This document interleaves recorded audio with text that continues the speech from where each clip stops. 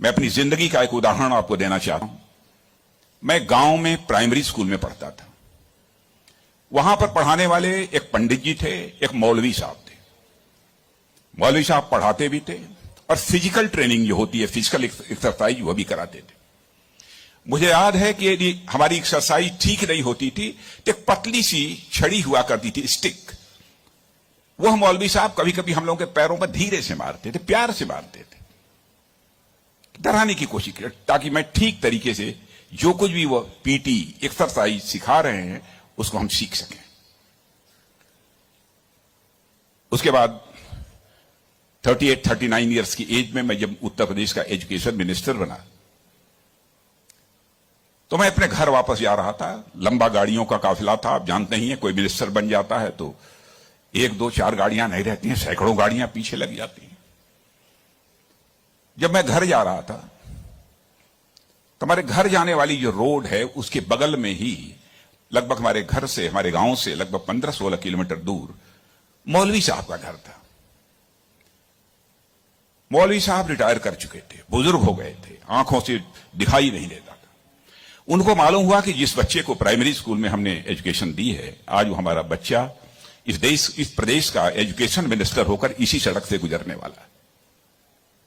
मौलवी साहब आंखें बंद किए हुए, आंखों से दिखाई नहीं देता था, और उनके 2-3 बच्चे उनके बगल में खड़े। जो सज्जन हमारे साथ बैठे थे गाड़ियों में, हमारे काफिले में, उन्होंने कहा कि देखिए, यही मौलवी साहब ने आपको पढ़ाया था, मौलवी साहब का गांव है। मित्रों, मैं अपने जज्बे को रोक नहीं सका। मैंने गाड़ी बैक कराई और मौलवी साहब आंखें बंद किए हुए, दोनों हाथों में हार लिए हुए खड़े थे।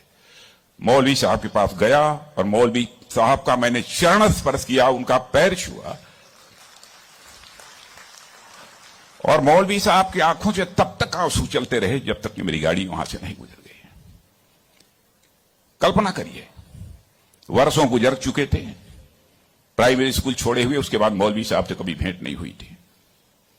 लेकिन वह क्षण मैं अपनी जिंदगी में कभी नहीं भूल सकता। मैं चीफ मिनिस्टर भी थे तो आए थे एक बार मिलने के लिए।